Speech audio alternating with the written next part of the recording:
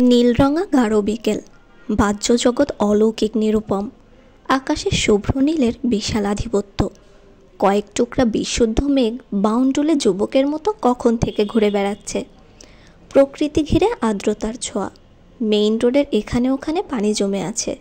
সেই পানিতে রাস্তার ধারে বেড়ে ওঠা বৃক্ষরাজির সুনিপুণ প্রতিচ্ছবি নতুন আয়নার মতো দৃশ্যমান।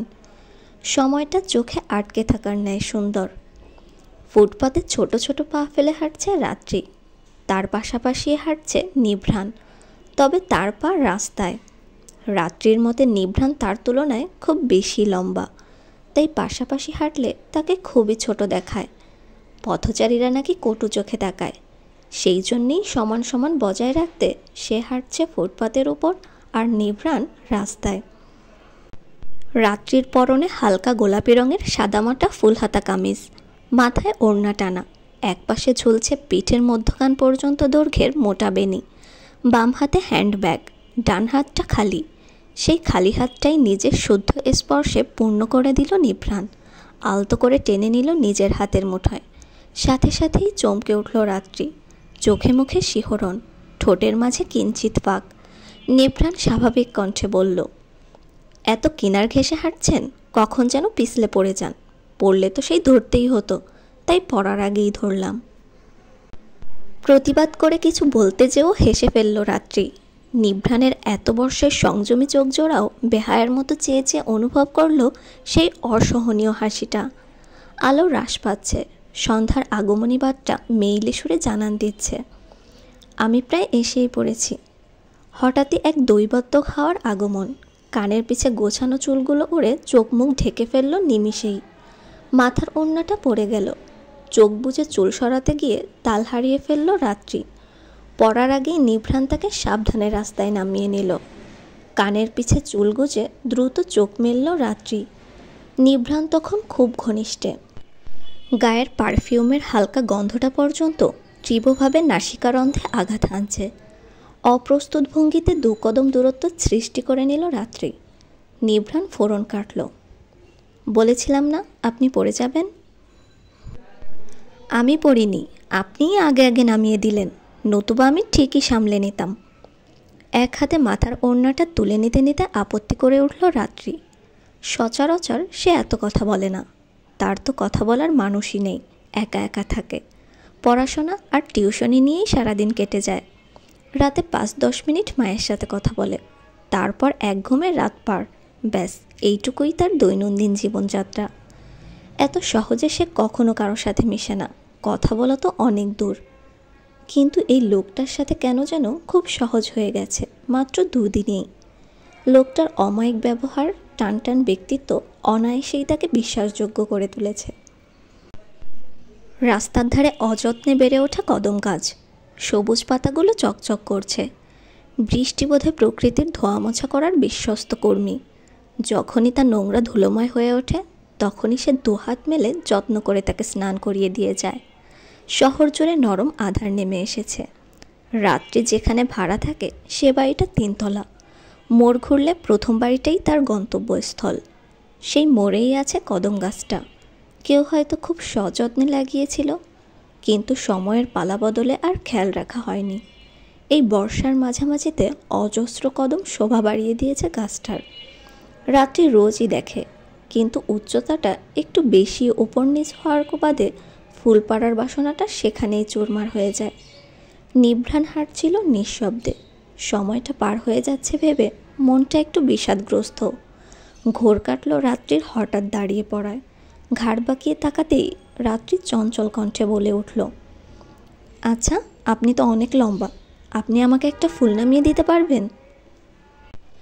প্রথমে কথাটা বোধগম্য না হলেও কদম গাছটার দিকে নজর যেতেই অর্থটা স্পষ্ট হয়ে উঠল। উত্তর না দিয়ে অবিলম্বে রাত্রির দিকে একটু ঝুঁকে উপরের দিকে হাত বাড়িয়ে দিল নিভ্রাণ। খুব সহজেই 2টো কদম ছিঁড়ে নিল। রাত্রির মাথাটা তার বুকের কাছে। উত্তপ্ত নিঃশ্বাসগুলো প্রেমঝড়ের মতো আছড়ে পড়ছে। রাত্রির অস্বস্তির মাত্রাটা বাড়ার আগেই সোজা হয়ে দাঁড়ালো নিভ্রাণ। ফুলগুলো রাত্রির দিকে বাড়িয়ে বলল, ধরুন, আরও দিচ্ছি। সযত্নে ফুলগুলো হাতে নিল রাত্রি। গাল দুটো লাল রঙের আভায় সজ্জিত। হাসল নিভ্রাণ। আবারও হাত বাড়াতে উদ্যত হতেই সে মিনমিনে গলায় বলল, আর লাগবে না। থেমে গেল নিভ্রাণ। রাত্রি তখন ফুলগুলোর দিকে আচ্ছন্ন দৃষ্টিতে তাকিয়ে ঠোঁটের কোণ প্রসারিত করে রেখেছে। নিভ্রাণের বুঝতে সময় লাগলো না, এই ৮৬ গম্ভীর মেয়েটার মাঝে একটা চঞ্চল ছটফটে মনও লুকিয়ে আছে।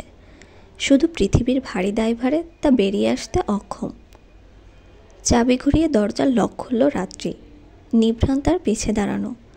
এতদূর লোকটা এসেছে, এখন ছাতা দিয়ে বাসার বাইরের থেকে বিদায় করে দেওয়াটা প্রচণ্ড বেদবের মতো একটা কাজ হয়ে যাবে। পারিবারিক শিক্ষাটা বেশ শক্তপোক্ত রাত্রির। দরজা খুলে আগে নিভ্রাণকে প্রবেশ করতে বলল সে।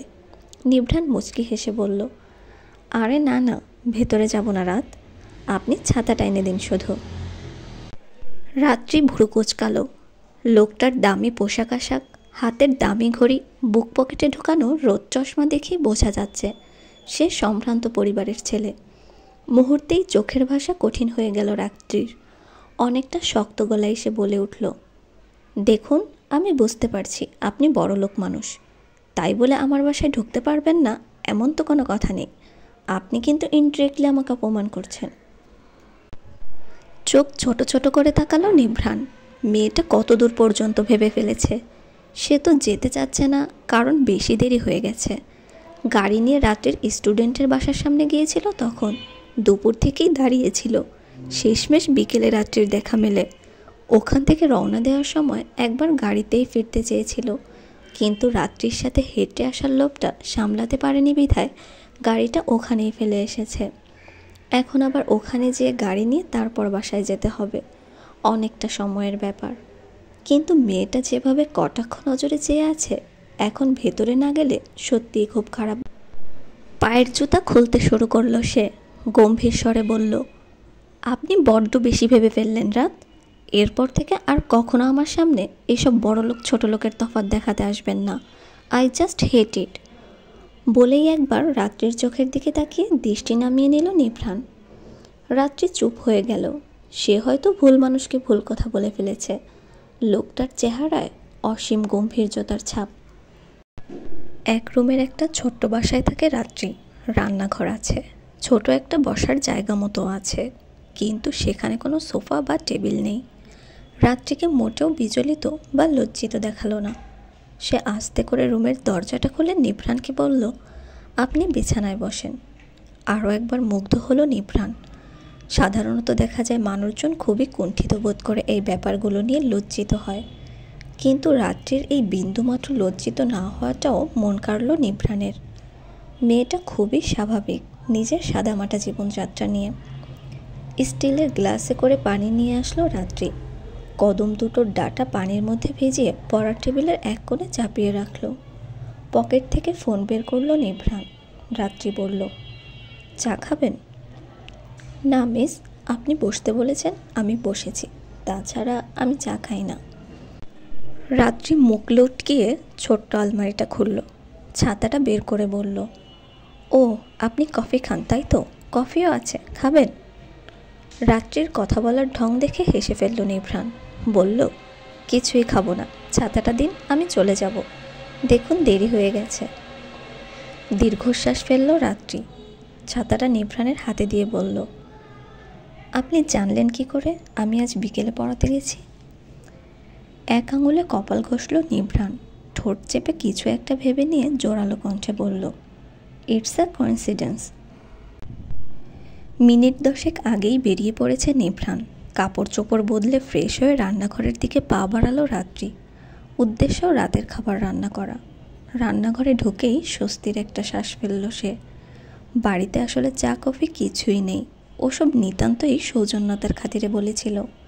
নিভ্রাণ যদি কোনোভাবে হ্যাঁ বলে দিত তবে বেশ ঝামেলায় পড়তো সে। ভাগ্য ভালো, নিভ্রাণ মানা করে দিয়েছে। মনে মনে হাসল রাত্রি। এইসব বিষয়ে তার ভাগ্য আবার খুব সাথে থাকে।